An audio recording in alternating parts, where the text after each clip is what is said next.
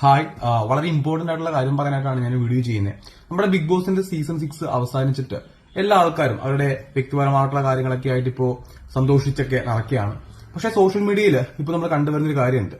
പല ആൾക്കാരെയും വ്യക്തിപരമായിട്ട് അധിക്ഷേപിച്ചുകൊണ്ട് ഒരുപാട് കമന്റ്സ് വരുന്നു. ഇപ്പോൾ ആരെങ്കിലും ഒരു വീഡിയോ അപ്ലോഡ് ചെയ്ത് കഴിഞ്ഞാൽ, ഒരു ഫോട്ടോ ഇട്ട് കഴിഞ്ഞാൽ അവരെ ഭയങ്കരമായിട്ട് മാക്സിമം അവരുടെ പേഴ്സണൽ ലൈഫിനെ പോലും ബാധിക്കുന്ന രീതിയിൽ ഭയങ്കര വൃത്തികെട്ട രീതിയിലൊക്കെ ഒരുപാട് കമന്റ്സ് ഞാൻ കാണുന്നുണ്ട്.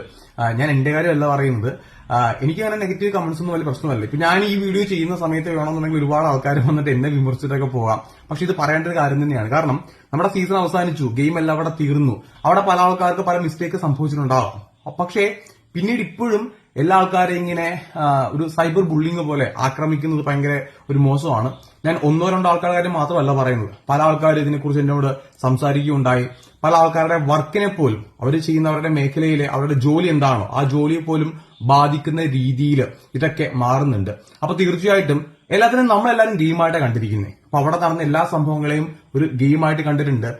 ചില കാര്യങ്ങൾ മാത്രമാണ് ഗെയിമിനപ്പുറത്തേക്ക് പോയിട്ടുള്ളത്.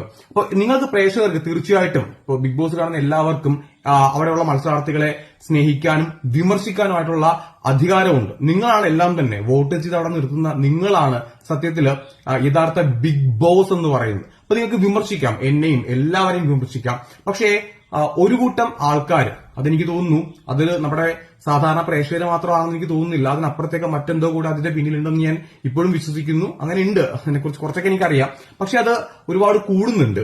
അപ്പോ നിങ്ങൾ ഇനിയിപ്പോ എല്ലാവരും ഈ വീഡിയോ ഒന്ന് മാക്സിമം ഷെയർ ചെയ്യുക. അതിനോടൊപ്പം തന്നെ ഈ പേഴ്സണലി ആൾക്കാരെ അറ്റാക്ക് ചെയ്യുന്ന ആ ഒരു പരിപാടി അത് സ്റ്റോപ്പ് ചെയ്യുക. എന്റെ ഒരു റിക്വസ്റ്റ് ആണ്. കാരണം എല്ലാവരും അവരുടെ ലൈഫിൽ സന്തോഷിച്ച് മുന്നോട്ട് പോട്ടെ, അതല്ല നമുക്ക് വേണ്ടത്. ഇത് റിക്വസ്റ്റ് ആയിട്ട് കണക്കാക്കുക. ബൈ.